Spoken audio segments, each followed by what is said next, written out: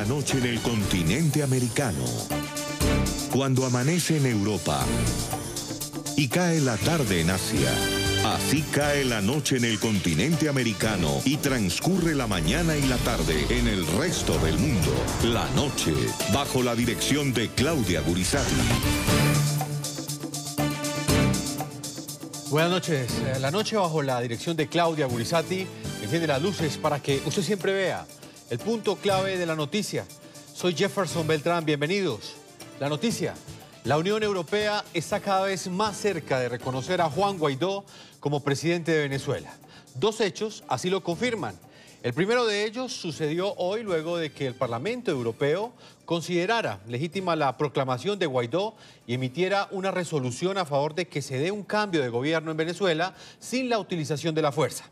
La noticia: el segundo hecho tuvo lugar en España, donde su ministro de Relaciones Exteriores y Cooperación, Josep Borrell, anticipó que su país reconocerá también este lunes a Juan Guaidó como presidente interino del país. El punto clave de esta noticia: al mismo tiempo que se le cierra el cerco a Nicolás Maduro, él responde con más represión. Hoy Juan Guaidó denunció que la Fuerza Armada Especial de la Policía Nacional estuvo en su domicilio buscando información sobre él y su familia en momentos en que su hija de tan solo 20 meses estaba en casa. Este acoso policial también persigue a la prensa. Sin explicación alguna, 3 periodistas de la agencia EFE fueron detenidos durante 12 horas. Su arresto se suma al de otros reporteros que han sufrido las mismas intimidaciones durante la última semana en Venezuela. El surgimiento de Juan Guaidó como nueva figura de la oposición, quizás hoy en día la más visible, trajo consigo la pérdida del miedo de millones de venezolanos que volvieron a salir a las calles a protestar en contra del régimen de Nicolás Maduro.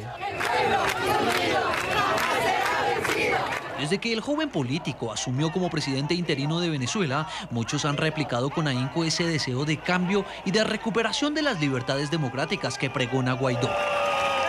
Cuando hablan de que esto es un problema de izquierda o derecha en Venezuela, no, esto es un problema de humanidad en Venezuela. Quizás porque es un opositor que no genera división entre la disidencia e incluso que simpatiza con algunos chavistas. No en vano, Guaidó ha dicho que una transición de poder tiene que pasar por el chavismo. Bienvenido todo aquel funcionario, civil o militar, que como hemos tenido reuniones, aquí está la paz. Guaidó en una semana ha tomado importantes decisiones como permitir la entrada de ayuda humanitaria, nombrar representantes diplomáticos, así como asumir el control de Citgo, filial de la estatal PDVSA en Estados Unidos. ¡Tanque 2, visualice blanco a la izquierda! Mientras que Nicolás Maduro se sumerge en su tesis de que es víctima de un intento de golpe de Estado y se resguarda en una marea verde de militares como único sostén de su régimen. Durante una semana prácticamente no ha habido día en que Maduro no haga un homenaje, ejercicio o pronunciamiento que tenga que ver con los militares a quienes les promete cielo y tierra. Yo he dicho frente a las circunstancias, las amenazas imperialistas, la bufonada imperialista, he dicho: nervios de acero, calma y cordura. Maduro se sube a tanques de guerra, habla de milicias, se toma de gancho con varios generales, incluso porta el verde oliva como si fuera un soldado más. Un grupo de desertores militares se han convertido en mercenarios de la oligarquía colombiana y conspiran desde Colombia para dividir la Fuerza Armada Nacional Bolivariana. Actitud que para la exfiscal general de Venezuela, Luisa Ortega, quien lo conoce muy bien, dice que es una muestra de miedo. Un día se muestra como víctima, otro día se muestra distinto, desesperado y muy asustado. Ellos están temerosos. Maduro está asustado, Diosdado Cabello está asustado. Además, ante la insistencia de Estados Unidos para que Maduro deje el poder y la ya conocida frase de Donald Trump, which is all options always, all options are on the table. Así reacciona el heredero político de Hugo Chávez. Los Estados Unidos es mucho más grande que Donald Trump, mucho más grande. Y quiero tener relaciones buenas y resolver nuestros problemas. Vayamos por la vía de la diplomacia, de la paz. Pido respeto para Venezuela y pido el apoyo del pueblo de los Estados Unidos para que no haya un nuevo Vietnam. Pero Nicolás Maduro va más allá y trata de cercenarle cualquier margen de maniobra política a la oposición. Este jueves, Juan Guaidó denunció a través de su cuenta en Twitter actos de intimidación contra su familia por parte de un comando armado del régimen chavista. En el programa de la noche siempre están los protagonistas de la noticia. Quiero saludar hasta ahora en Caracas, Venezuela, a Gonzalo Domínguez. Gonzalo Domínguez, él es corresponsal de la agencia EFE, fue uno de los 3 periodistas que estuvo detenido por cerca de 12 horas en las instalaciones de la Policía de Inteligencia del régimen chavista. Gonzalo, bienvenido al programa de la noche y en buena hora ya está en libertad. Hola, buenas noches, Jefferson. Sí, efectivamente, lo más importante es que ya estamos libres y estamos bien. Gonzalo, estábamos muy preocupados porque sabemos las condiciones y los riesgos que enfrentan los periodistas que en este momento se encuentran en terreno en la ciudad de Caracas y en cualquiera de las regiones de Venezuela, haciendo la cobertura de lo que ha sido la última semana de la crisis venezolana. Gonzalo, cuando usted llegó a Venezuela, ¿sabía a lo que se enfrentaba?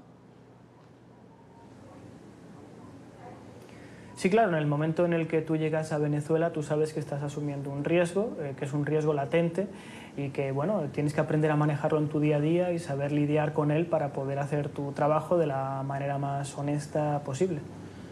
Gonzalo, usted nos dice que aprendió a lidiar con ese riesgo. ¿Eso qué representa? Lidiar con esas amenazas, ¿qué implica? Bueno, en mi caso concreto no había recibido amenazas directas. Hay una amenaza, digamos, latente al periodista que está en la calle, que es, bueno, pues alguien que se acerca y te toma fotos con el teléfono celular, alguien que te dice que, bueno, que los periodistas están vendidos o que eso no es periodismo, en fin, ese tipo de cuestiones, ¿no? Bueno, básicamente lo que haces es centrarte en lo que sabes hacer, es centrarte en hacer tu oficio de la manera más honesta y rigurosa posible y ser lo más honesto posible con la gente que te lee y con la gente que te ve.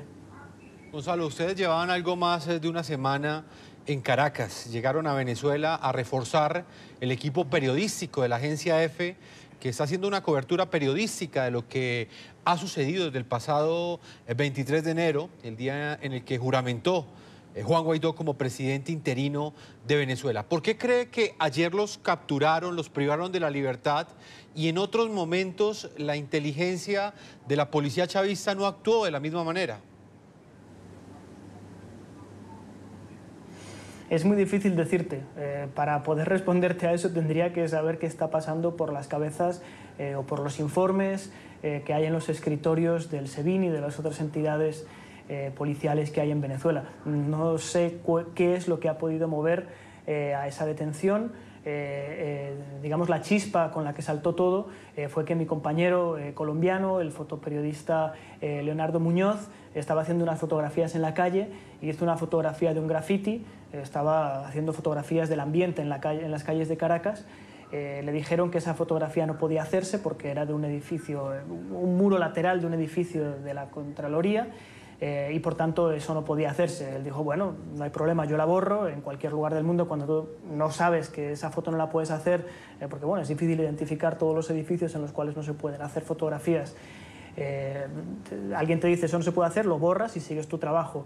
En este caso se complicó la situación, le dijeron que era un procedimiento rutinario, pero el procedimiento rutinario implicó que llegara el SEBIN, implicó su detención y la de mi compañero José Salas, el motorizado que iba con él. En EFE no tuvimos ninguna noticia de qué estaba pasando con ellos dos, lo llamábamos, no respondían al teléfono, porque como sabes, en el helicoide les quitan los teléfonos nada más llegar, nos quitan los teléfonos nada más llegar, y no sabíamos dónde estaban. Los abogados de la agencia EFE estaban recorriendo todos los centros de detención de Caracas, nadie daba respuesta por ellos, y bueno, pues de ahí ese fue, digamos, la chispa con la que estalló todo. Claro, Gonzalo. ¿A él lo detienen por ser periodista o por ser colombiano? No, a él le detienen por estar haciendo una labor fotoperiodística, estrictamente. No creo que el pasaporte pesara, porque tan es así que su motorizado, que es de ciudadanía venezolana, fue detenido junto a él. Claro, Gonzalo. ¿Y esas horas posteriores, qué sucedió al interior del SEBIN? Al comienzo de esta entrevista le contábamos a nuestros televidentes que usted y sus dos compañeros estuvieron privados de la libertad, completamente desaparecidos porque ninguno de nosotros sabíamos dónde estaban ustedes durante cerca de 12 horas. ¿Qué pasó durante ese tiempo, Gonzalo? Sí. Bueno, pues como te decía, durante muchas horas no sabíamos dónde estaba mi compañero Leonardo, no teníamos ni la más remota idea, estuvimos buscando, moviendo cielo y tierra para saberlo. En un momento dado, ya cansados, agotados y desmoralizados en parte, nos fuimos al hotel, mi compañera Maureen Barriga, también colombiana, y yo, que soy español, y en el hotel nos estaba esperando el SEBIN, en el hotel donde nos estamos alojando, apenas a 2 cuadras de la sede de la agencia EFE en Caracas. Nos estaban esperando 5 personas del SEBIN, de uniforme, con fusiles, uno con fusiles, el resto con armas, chalecos, etc. Y nada más llegar nos dijeron que teníamos que irnos con ellos. Afortunadamente, como vi que ellos estaban allí, conseguí, antes de que ellos siquiera hablaran con nosotros, mandar un mensaje y decir, el SEBIN está en el hotel.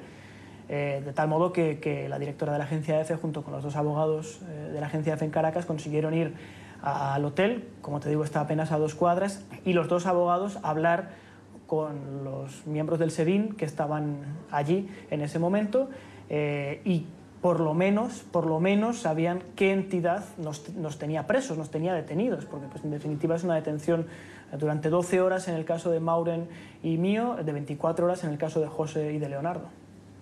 Gonzalo, la ofensa y el atentado contra un periodista comienza desde el momento en el que lo privan de la libertad sencillamente por estar informando. Durante las horas que ustedes estuvieron al interior del SEBIN, además de ese maltrato, ¿qué otro tratamiento cruel sufrieron al interior de esas instalaciones? Bueno, hay que decir que los funcionarios del SEBIN en todo momento fueron correctos con nosotros, es decir, no hubo agresiones físicas ni agresiones verbales. Para mí las cosas más graves que sucedieron fue que, como te digo, cuando llegué al hotel, las personas del SEBIN ya estaban allí y habían entrado a registrar nuestras habitaciones sin estar nosotros presentes. Tan es así que yo tenía mi pasaporte español en la habitación del hotel y vi que uno de los miembros del SEBIN lo tenía en la mano y le dije, bueno, ese es mi pasaporte, ¿cómo puede ser que usted lo tenga? Y dijo, bueno, es que hemos entrado a su habitación y lo hemos cogido, estaba en un cajón de la mesilla de noche. Eso me parece grave, que haya un registro. Yo no conozco evidentemente el ordenamiento jurídico y el Código Penal venezolano con detalle para decirte si se ha infringido o no se ha infringido alguna norma, pero es evidente que eso es muy grave, que se haga un registro sin estar la persona presente y que se incaute un pasaporte o se intervenga un pasaporte. Por otra parte, cuando tú llegas al helicoide, donde, como te digo, tuvieron un trato muy correcto con nosotros, no nos faltaron al respeto, no hubo agresiones ni físicas ni verbales, pero lo que sí hacen es que te incautan el teléfono móvil, el teléfono celular, te piden que lo desbloquees y tú no vuelves a ver ese teléfono hasta el momento en el que acaba todo el procedimiento 12 horas después. Ese teléfono móvil lo recorren todas y cada una de los archivos, fotografías, conversaciones de WhatsApp, personales y profesionales. Evidentemente, como periodista, tú manejas unas fuentes que están en ese WhatsApp, claro, están en esas conversaciones telefónicas. Y entonces ellos llegaban y decían, bueno, ¿y esta fotografía por qué? ¿Y esta conversación que estás teniendo con fulanito de tal, por qué? ¿Y por qué está diciendo esta cosa? Y claro, tú te quedas un poco desconcertado porque no estás teniendo acceso a ese registro que hacen de tu teléfono. No, y además que, bueno, no hubo maltrato verbal, pero el hecho de que a un periodista o a cualquier persona le violen su intimidad, y en ese caso a un periodista le violen ese secreto profesional, porque como usted bien lo apunta, Gonzalo, nosotros los periodistas en nuestros computadores, en nuestros teléfonos, pues tenemos información, tenemos fuentes que no quieren dar la cara, pero sí entregan la información a un periodista porque tienen el ánimo de denunciar y encuentran en un comunicador ese portavoz o por lo menos esa caja de resonancia para hacer las denuncias que quizás por temor no pueden hacer al interior de un régimen, en este caso represivo como lo es el de Nicolás Maduro. Gonzalo, horas después... sí, absolutamente, yo no quiero quitar... Sí, adelante, Gonzalo. No, te decía, yo no quiero quitarle hierro al asunto, no quiero decir que no es grave que nos detengan sin habernos dado una explicación. Lo que quiero decir es que efectivamente se empiezan a esparcir rumores, sobre todo cuando el SEBIN está involucrado, y quería aclarar que efectivamente no sufrimos ningún tipo de agresión y que el trato fue absoluta y totalmente correcto, ¿no? Partiendo de la base de que hay una detención arbitraria y de que hay una violación de tu intimidad, en mi opinión, cuando cogen tu teléfono, que además, como dices, es una herramienta laboral.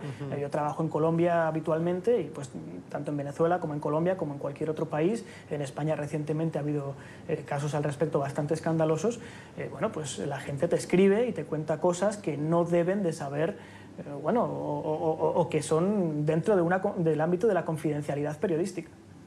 Gonzalo, horas después que los dejaron en libertad a ustedes, el canciller de la República Bolivariana de Venezuela, Jorge Arreaza, voy a leer acá las declaraciones que él entregó. Él calificó de responsables a los medios de comunicación que entran sin acreditación a su país.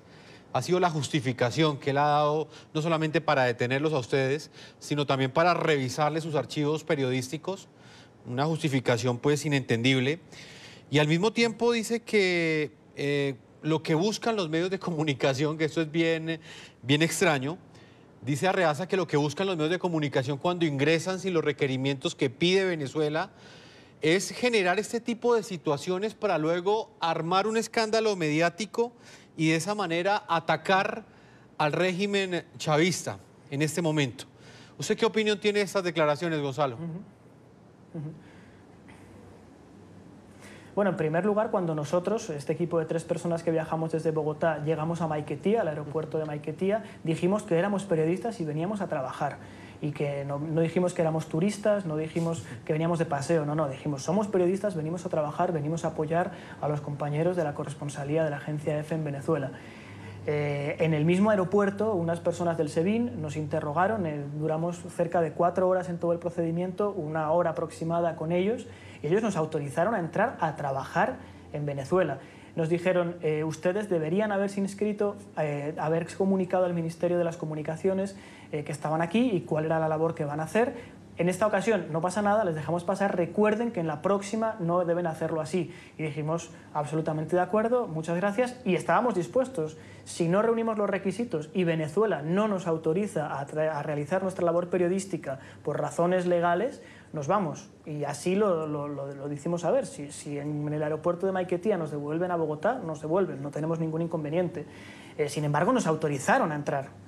Como te digo, es una situación que además en esa ocasión tampoco fueron particularmente groseros, fueron bastante amables y nos dejaron acceder al país a informar. Sobre lo que me comentabas de que el canciller Arreaza dice que nosotros venimos aquí a buscar un problema y mira, yo te voy a confesar una cosa, hoy ha sido uno de los días más difíciles de mi vida porque yo estoy acostumbrado a ser anónimo. Los periodistas de agencia, tú sabes que la inmensa mayoría de las cosas que escribimos las escribimos bajo el nombre de nuestra agencia, en mi caso de EFE, y a mí no me gusta ser el protagonista, yo casi te diría odio ser el protagonista. Estoy tremendamente agradecido a la presión que han hecho los medios, que ha sido fundamental, creo, para que la cosa fuese tan rápida y tan bien, pero mi última intención es, en primer lugar, ser protagonista y, en segundo lugar, estar en el centro del debate. O sea, yo no tengo el más mínimo interés en estar en el debate. Yo quiero estar informando y punto. No, y es que cuando está en riesgo un periodista, no solamente se pone en riesgo la integridad personal de ese ser humano, sino también se pone en riesgo toda la libertad de expresión, que de hecho pues ya está completamente afectada, abusada, vulnerada en Venezuela, pero lo poco que queda, que son esos periodistas que están, por ejemplo, de NTN24, de la agencia EFE, de las distintas agencias noticiosas del mundo, todavía le están informando a la gente lo que está sucediendo al interior de Venezuela. Gonzalo, le voy a hacer una última pregunta. ¿Va a quedarse en Venezuela o este hecho de alguna manera va a desencadenar su salida del país? De momento me voy a quedar en Venezuela. El final de todo este procedimiento que pasamos fue que no solamente no nos deportaron, sino que nos permitieron quedarnos aquí. Lo que implícitamente está reconociendo que podemos hacer nuestro trabajo aquí, aunque falte un papel que parece que están gestionando. Yo de momento me voy a quedar aquí. Claro, no te puedo decir a ciencia cierta si mañana seguiré, porque si la cosa empeora, si la situación, aumentan o se incrementan las presiones, las amenazas por el hecho de haber sido detenidos esta noche, pues claro, primero de todo soy un ser humano y esas cosas pesan y no tengo madera de mártir además, con lo que si esa situación empeora es probable que me vaya. Mi intención es quedarme en Venezuela por ahora. Gonzalo, ¿y esta detención va a tener algún impacto en su trabajo periodístico? ¿Usted cree que los que lo intimidaron, los que le revisaron esos documentos, lograron en parte su objetivo, que es meterle miedo, es generar temor en los reporteros que informan al mundo sobre lo que sucede al interior de Venezuela? En lo que a mí refiere, yo siempre hago mi labor con la mayor honestidad posible, por supuesto sujeto a toda crítica y a toda opinión constructiva, pero yo seguiré haciendo y practicando este oficio de la única forma que sé. Pues Gonzalo, todo el apoyo y como se lo dije al comienzo de esta entrevista, en buena hora usted está en libertad, los compañeros de la agencia EFE, los colegas que también vivieron esas largas 12 horas que estuvieron al interior del SEBIN privados de la libertad. Gonzalo Domínguez, corresponsal de la agencia EFE, muchas gracias por habernos acompañado.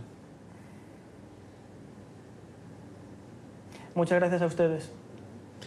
Vamos a marcar una primera pausa a comerciales. Hoy hemos tenido a protagonistas de la noticia.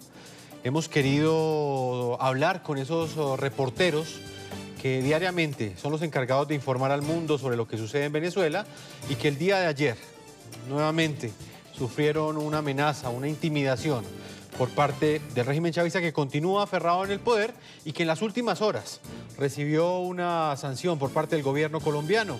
Un grupo de funcionarios chavistas y de venezolanos cercanos al régimen se les ha prohibido la entrada a Colombia. Cuando regresemos de comerciales estaremos hablando con Christian Kruger. Él es el director de Migración Colombia, que nos va a explicar por qué razón Colombia tomó esta decisión y de qué manera seleccionó a esas personas que desde el día de ayer no podrán ingresar a territorio colombiano. Una pausa y ya regresamos a la segunda parte de este programa La Noche.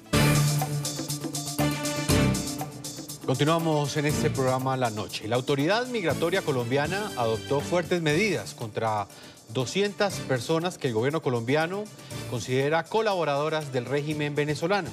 La decisión impide su ingreso al territorio nacional. Nicolás Maduro, Diosdado Cabello y Delcy Rodríguez encabezan esta lista. Nuestra periodista Tatiana Melo nos presenta el siguiente informe.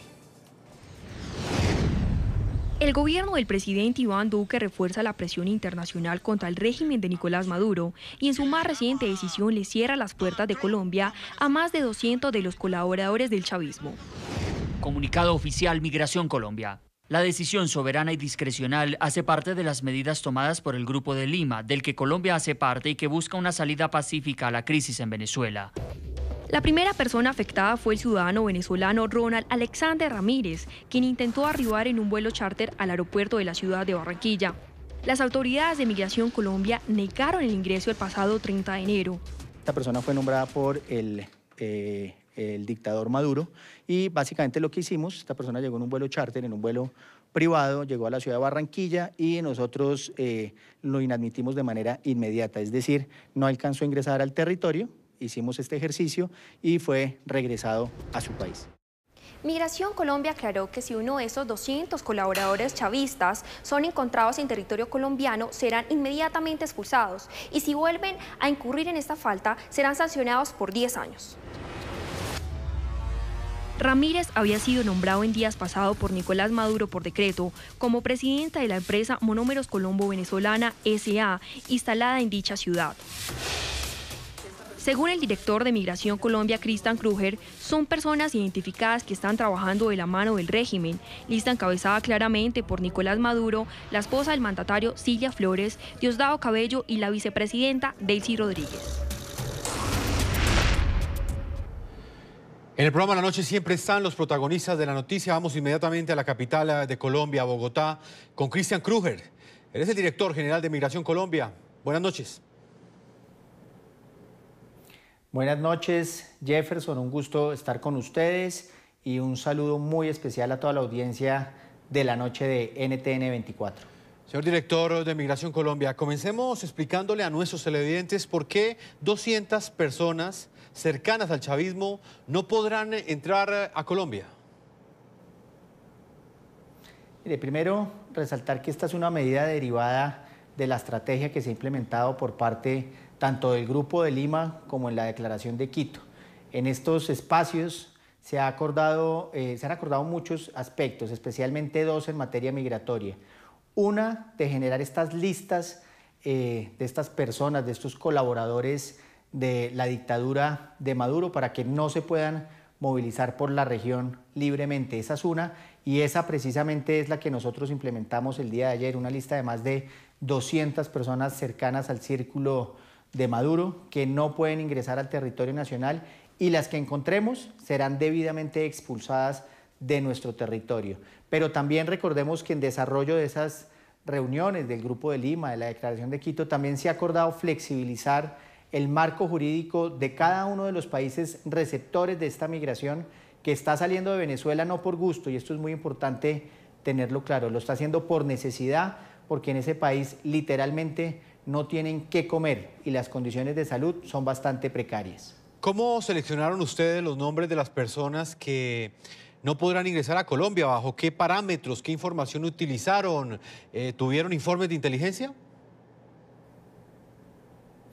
Jefferson, aquí hay diferentes tipos de información. Hay información tanto de inteligencia, como usted lo menciona, de entidades de nuestro país que nos remiten esa información, pero también tenemos información de otros países. Recordemos que, por ejemplo, Perú igualmente tiene una lista de un poco más de 100 personas, la cual también se alimentó nuestra base de datos de Migración Colombia para evitar que estas personas ingresen. Aquí es muy importante resaltarle, Jefferson, que esta lista inicialmente es de un poco más de 200 personas que se puede incrementar o se puede disminuir. En la medida en que tengamos conocimiento de más personas cercanas a la dictadura de Maduro, pues esta base de datos se incrementará. Pero también en la medida en que estas personas que están en la base de datos cambien de opinión, cambien de línea, seguramente estas personas podrán salir de esta base de datos, estas personas que realmente quieran un establecimiento de una democracia real en Venezuela. Entonces, es una base que está en constante movimiento, que se alimenta de información tanto de nuestro país como de otros países, pero que puede ser modificada de acuerdo a las intenciones que tengan estas personas que están en el sistema. Recordemos que tenemos en Colombia 42 puntos de control migratorio donde se replica permanentemente esta información. Quisiera que me explicara un poco o me describiera quiénes son estas 200 personas. Estamos hablando de chavistas, funcionarios del régimen, mercenarios, personas que pueden atentar contra la seguridad nacional de Colombia. Y esto se lo pregunto en el contexto de la siguiente información. Hace precisamente 2 semanas, la Cancillería colombiana, incluso el ministro de Defensa, denunciaron que habían detectado la planeación de un atentado terrorista contra el presidente colombiano Iván Duque. Inclusive capturaron a un grupo de personas que tenían armamento de alta precisión. ¿Estas personas quiénes son, señor Christian Kruger? Sí, Jefferson, aquí tenemos información de diferente índole. Claramente es una información, mucha de ella derivada de temas de seguridad nacional, otras de seguridad pública, otras de alteración de la tranquilidad en nuestro territorio. En estos más de 200 casos tenemos diferentes tipos de información, como lo hemos mencionado, alguna información de inteligencia que es de seguridad nacional, pero también otra información, por ejemplo, que se deriva de aspectos comerciales, de personas que están ayudando, que están apoyando a la dictadura de Maduro, y claramente también lo que buscamos en ese sentido es cerrarle todo ese financiamiento a esa dictadura para que no tengan forma de, o que tengan la forma de salir de esa situación el pueblo venezolano. Entonces, son diferentes tipos de información la que tenemos, es una información que venimos trabajando, no solo Colombia. Colombia no está sola en esta actividad, en estas iniciativas que se están implementando. Todo esto es el resultado de ejercicios conjuntos con muchos países que lo que queremos es el restablecimiento de una democracia real en Venezuela, en beneficio de nuestros hermanos venezolanos, pero también en beneficio de los demás países, porque claramente todos los países de la región nos veremos beneficiados cuando haya un cambio real en ese país. Me gustaría que me precisara, señor Krüger, ¿estas sanciones contra estos 200 venezolanos están fundamentadas en su relación con el régimen chavista o en la posibilidad de hacer algún tipo de daño o de afectar la seguridad nacional de Colombia? Tenemos de las dos, tenemos de las dos tipos de información. Primero, pues todas aquellas personas que son del círculo cercano al dictador Maduro, eso es claro por un lado, pero también tenemos información de algunos que podrían afectar nuestra seguridad a título interno. Entonces, todas estas personas están en nuestra base de datos. Claramente, una vez ingresen o pretendan ingresar a nuestro territorio, nuestro sistema de información anticipada nos alertará y básicamente lo que hacemos es proceder con la inadmisión de manera inmediata de estas personas. Y si por algún motivo estas personas llegaran a ingresar por sitios no autorizados, recordemos que nosotros trabajamos de manera articulada con Policía Nacional, Fuerzas Militares, Fiscalía General de la Nación, para dar con cada una de ellas y proceder con una medida administrativa que consiste en una expulsión, que es el retiro, la devolución de esta persona a su lugar de origen, pero adicionalmente con consecuencias adicionales como la prohibición de ingresar a nuestro territorio por 10 años más, a partir de ese momento de la expulsión, y adicionalmente también, si quieren ingresar posteriormente a esos 10 años, claramente lo tendrán que hacer con una visa, es decir, no podrán ingresar libremente nunca a nuestro territorio. Señor director de Migración Colombia, Cristian Krüger, lo que usted me dice es importante, pero a la vez es preocupante. Usted me dice que son de lado y lado. Los sancionados no son solamente porque sean cercanos al régimen chavista, sino también porque pueden llegar a representar algún riesgo a la seguridad nacional de Colombia. ¿Inteligencia colombiana o migración colombiana tiene información sobre algún plan que exista del régimen chavista para enviar personas a Colombia que ejecuten algún tipo de acto en contra de la seguridad nacional? No, mire, Jefferson, nosotros no tenemos específicamente esa información. A nosotros nos remiten, nosotros somos quienes nos transmitimos la información que nos envían estas instituciones, especialmente de inteligencia, que cuando tenemos conocimiento de que pretenden ingresar al territorio o están en el territorio, nosotros procedemos desde el punto de vista migratorio de manera inmediata. Ya esa información detallada es propia de los organismos de inteligencia que la deben estar procesando, la deben estar analizando para precisamente garantizar y darle tranquilidad al pueblo colombiano, a la población que está en nuestro territorio, frente a cualquier alteración del orden público o cualquier aspecto que pueda alterar la seguridad nacional. Señor Krüger, el pasado 20 de diciembre, Migración Colombia deportó a un venezolano que hacía parte de la embajada en la ciudad de Bogotá. Se llamaba Manuel Pino García, en ese momento ya está en Venezuela, y en ese momento aseguraban que ese personaje era una amenaza para la seguridad nacional en Colombia. ¿Se prevén deportaciones? Estas 200 personas son personas que no podrán ingresar a territorio colombiano, pero además de esas 200 personas, ¿tienen planeadas ustedes más deportaciones de personas que tengan identificadas en Colombia y que representen un riesgo? Sí, mire, precisamente nosotros implementamos esta medida desde el día de ayer, y ayer mismo se hizo un primer ejercicio de una inadmisión de un ciudadano venezolano, representante de una empresa colombiana que llegó, no obstante la crisis de Venezuela, llegó en un vuelo privado, llegó en un vuelo charter, llegó al aeropuerto de Barranquilla. Nuestros sistemas de información nos alertaron de la presencia de este ciudadano extranjero venezolano, y nosotros procedimos de manera inmediata con la inadmisión. Y si el señor pretende ingresar nuevamente será inadmitido. Este es un ejercicio que venimos haciendo, ya tenemos la lista, estamos haciendo una verificación igualmente a nivel interno para establecer si hay alguna de estas personas en nuestro territorio, y de encontrarse una de estas 200 personas en nuestro territorio, procederemos, como lo hemos hecho anteriormente, con una medida de expulsión de nuestro territorio. Nosotros queremos un país tranquilo, queremos garantizar que las personas que están en nuestro territorio son personas de bien. Y en el caso de la población venezolana, recordarles que el gobierno nacional, tanto nuestro presidente como nuestro canciller, han sido muy claros en darle la mano a la población venezolana de bien, se han expedido un sinnúmero de medidas de flexibilización migratoria, pero también aquellos extranjeros que pretendan alterar el orden público y la tranquilidad de nuestro país, además de las medidas penales que correspondan, se aplicarán las medidas administrativas migratorias más severas. Christian Kruger, director de Migración Colombia, una última pregunta. Desde el pasado 23 de enero se ha intensificado la crisis en Venezuela como consecuencia de la decisión de Nicolás Maduro de aferrarse al poder pese a la posesión de un presidente interino como lo es Juan Guaidó y que cada día cuenta con más respaldo internacional. ¿Eso qué efecto ha tenido en las fronteras de Colombia? ¿Ha ingresado el número de migrantes venezolanos a Colombia? Jefferson, específicamente hablemos desde el 23 de enero, que digamos se iniciaron una serie de actividades tendientes a cambiar la situación en Venezuela. Y aquí quiero resaltar lo siguiente, las cifras en frontera, recordemos que son más de 2.200 kilómetros de frontera, donde tenemos 7 puntos de control de entradas y salidas de personas, se han mantenido un poco por debajo de las cifras habituales. Y esto tiene una sencilla razón.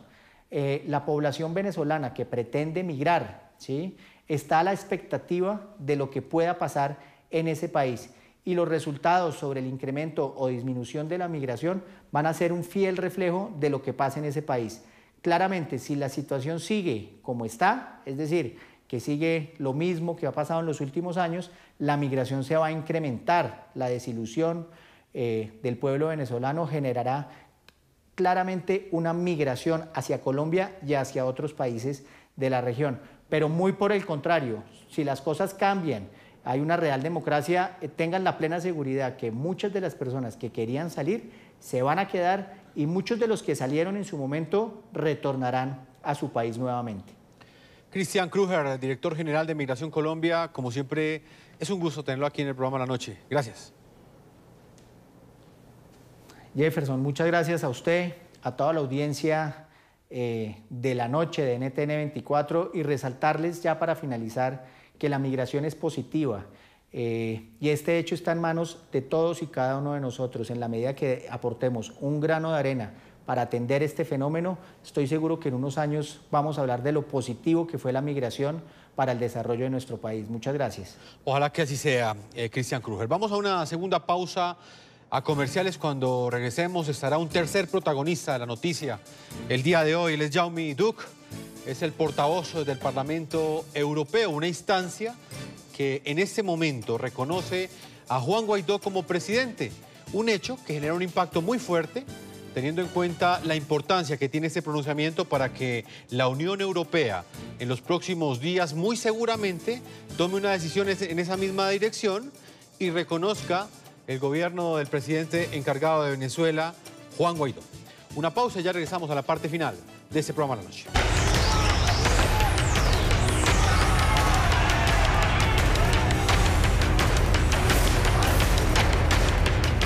Y un nuevo espaldarazo a la transición a la democracia en Venezuela llegó este jueves por cuenta del Parlamento Europeo. La Eurocámara reconoció a Juan Guaidó como presidente interino e instó a los países del bloque a hacer lo propio. De otro lado, el ministro de Relaciones Exteriores y de Cooperación española, Josep Borrell, ha anticipado que este lunes España también reconocerá a Juan Guaidó como presidente de Venezuela. Este anuncio lo hace en momentos en que crece la expectativa ante la posibilidad de que la Unión Europea también reconozca a Guaidó como presidente y desconozca el régimen chavista. Los países de la Unión Europea prefirieron concederle un plazo a Nicolás Maduro. Así fue el anuncio el sábado pasado. El gobierno de España da 8 días a Nicolás Maduro para convocar elecciones libres, transparentes y democráticas. Y si no ocurre, reitero, si no ocurre esto, España reconocerá a Juan Guaidó como presidente encargado de Venezuela para convocar dichas elecciones. Un plazo que no sería aceptado por Maduro y que generó un fuerte debate, pues claramente para lograr elecciones libres y transparentes sería indispensable un órgano electoral independiente en Venezuela, condición que a todas luces hoy bajo el régimen de Maduro no se cumple, ya que el Consejo Nacional Electoral está bajo su control. y debe retirar su ultimátum. A nosotros no nos pone ultimátum nadie. Si ellos se quieren ir de Venezuela, que se vayan todos y se vayan ya. Mientras la Unión Europea y la alta representante de ese bloque para asuntos exteriores y política de seguridad confiaban infructuosamente que Maduro convocara a comicios, el Pleno de la Eurocámara tomó una decisión que acrecentó el cerco internacional contra el número 1 del régimen venezolano. El Parlamento Europeo no concedió plazos, reconoció como presidente interino de Venezuela a Juan Guaidó. Es un placer anunciar que el Parlamento Europeo reconoce a Juan Guaidó como legítimo presidente interino de Venezuela. La medida significó además un claro mensaje a la alta representante de la Unión Europea, Federica Mogherini, y a los gobiernos de los 28 países del bloque. El Parlamento Europeo es la primera institución europea en hacerlo y pedimos a los Estados miembros y a la alta representante que hagan lo mismo cuanto antes a fin de tener una posición única y fuerte. La resolución de reconocimiento a Juan Guaidó, quien juramentó como presidente interino de Venezuela el 23 de enero, quedó aprobada con 439 votos a favor, 104 en contra y 88 abstenciones. Fue impulsada por el Partido Popular Europeo y contó con el respaldo de la Alianza Progresista de Socialistas y Demócratas, la Alianza de los Liberales y Demócratas por Europa y el Grupo de Conservadores y Reformistas Europeos. El partido Podemos y el grupo Izquierda Unida votaron contra la resolución. Luego de la decisión mayoritaria de la Eurocámara que reconoció a Guaidó, la jefa de la diplomacia europea anunció la creación de un grupo de contacto internacional de países europeos y latinoamericanos por 90 días para buscar una salida a la crisis venezolana a través de elecciones. El propósito de este ejercicio es acompañar al país de manera pacífica y democrática hacia elecciones pacíficas, democráticas y libres. Asimismo, la Unión Europea, tras la reunión de sus cancilleres, informó que considerará nueva ronda de sanciones contra el régimen venezolano. Los ministros han discutido la disposición para considerar nuevas sanciones sobre una base legal sólida. Una vez más, quiero enfatizar esto muy claramente. No son sanciones en términos generales contra el país ni la población, pero sí dirigido a las personas que tienen una responsabilidad especial en la obstrucción de los procesos democráticos o por el uso de la violencia contra las manifestaciones.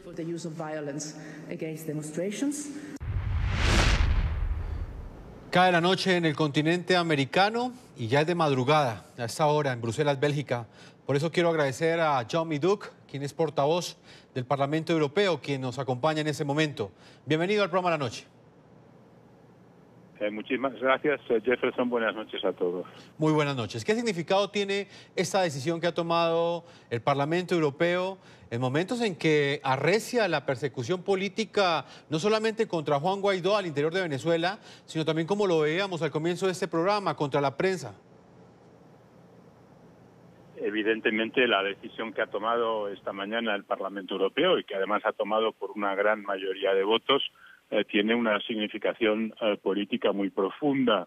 Lo que ha hecho la Cámara Europea es expresar un apoyo explícito a Juan Guaidó como presidente interino legítimo que es de Venezuela, y lo ha hecho en un momento que no es casualidad. Como usted dice, lo ha hecho en el momento en el que es más importante que el señor Guaidó y detrás de él millones y millones de venezolanos sientan el respaldo internacional y en este caso el respaldo de la Unión Europea. Es importante conocer, señor portavoz, los argumentos que esgrimieron quienes aún apoyan a Nicolás Maduro en Europa. Quienes lo apoyaron, ¿qué tipo de posiciones defendieron en el seno del Parlamento Europeo? Bueno, hubo gente que votó en contra, efectivamente, pero no todas las personas que votan en contra o que se abstienen lo hacen por las mismas razones. Es verdad que algunos, una minoría muy pequeña, pero que efectivamente existe también en el Parlamento Europeo, prefieren dar su apoyo implícito o explícito al régimen de Maduro, pero también hay gente que simplemente lo que pensaban es que quizás había que esperar más o que había que dejar que algunos gobiernos de algunos países de la Unión Europea acabaran su propia reflexión antes de tomar la decisión. Pero yo creo que aquí no se trata de hablar de las razones de la minoría, se trata de subrayar la importancia de que haya habido una mayoría muy clara de diputados, de diputadas, de 28 Estados miembros de la Unión Europea, de diferentes ideologías, que se han puesto de acuerdo para reconocer al presidente interino, que se han puesto de acuerdo para pedir al Consejo de la Unión Europea que ratifique también esta misma decisión, que se han puesto de acuerdo en mostrar su apoyo pleno a la Asamblea Nacional, a la convocatoria de elecciones libres tan pronto como sea posible, y que se han puesto también de acuerdo en pedir responsabilidades por la violencia de los últimos días, por los asesinatos de los últimos días. Eso yo creo que es el mensaje muy importante que da hoy el Parlamento Europeo. Señor portavoz, usted habla de un mensaje que envía el Parlamento Europeo. ¿Qué hace falta ahora entonces para que finalmente la Unión Europea tome una posición clara y diga conjuntamente si reconoce o no a Juan Guaidó como presidente interino de Venezuela? Bueno, en la Unión Europea muchas veces lo que suele hacer falta es tiempo, porque hay que poner de acuerdo a 28 países, a 28 gobiernos, a 28 opiniones públicas. No todos tienen siempre las mismas percepciones o las mismas prioridades, no todos pueden ver inmediatamente las cosas de la misma manera. Hay quienes van a jugar más sobre la prudencia, hay quienes van a jugar más sobre la oportunidad política, y eso en la Unión Europea lo sabemos muy bien porque nos pasa todos los días. Tomar decisiones para 28 países es 28 veces más difícil que tomar decisiones un solo país, pero al mismo tiempo es mucho más eficaz cuando los 28 las toman conjuntamente. Y lo que ha hecho hoy el Parlamento Europeo es, de alguna manera, empujar a los gobiernos que todavía están, digamos, calculando los tiempos para que los abrevien y para que se una y para que el Consejo de Ministros se una rápidamente al Parlamento Europeo. Señor portavoz del Parlamento Europeo, es de madrugada en Bruselas, no quiero que trasnoche más, ha sido muy amable en acompañarnos, pero quiero hacerle una última pregunta, señor Jean-Duc. Hace pocas horas también se ha conocido o ha trascendido que el canciller español Josep Borrell ha anticipado que el próximo lunes España reconocerá a Juan Guaidó como presidente interino de Venezuela. ¿Cuál es la importancia que tiene que España tome la delantera en este momento y asuma esta posición? Bueno, tiene un impacto importante porque España no es cualquier país en la Unión Europea cuando se habla de Latinoamérica. España es un referente muy concreto por muchas razones que usted conoce tan bien o incluso mejor que yo, y por lo tanto el hecho de que España dé este paso quiere decir que probablemente se está buscando lo mismo que ha buscado hoy el Parlamento Europeo con su resolución, con su votación, que es acabar de empujar a los que todavía no han tomado esa decisión. Yo creo que lo que hace España en temas latinoamericanos influye siempre muy directamente en otros muchos gobiernos de la Unión Europea, y estoy convencido que esta vez va a suceder lo mismo. Señor Jean-Duc, portavoz del Parlamento Europeo desde Bruselas, Bélgica, le agradecemos el tiempo que le ha concedido a nuestros televidentes. Muchísimas gracias a ustedes y hasta la próxima, hasta cuando ustedes quieran. Buenas noches. Muchas gracias, muy buenas noches. Hemos llegado a la parte final. A todos los que nos siguen hasta ahora, los invito a que continúen enviando sus comentarios en www.ntn24.com. Nos pueden seguir escribiendo en Twitter, ahí aparecen las redes, @NTN24, @Segurizati, NTN24, @Jefferson, NTN24, @La Noche, NTN24. La noche seguirá encendiendo las luces para que usted siempre vea el punto clave de la noticia. Muy buenas noches.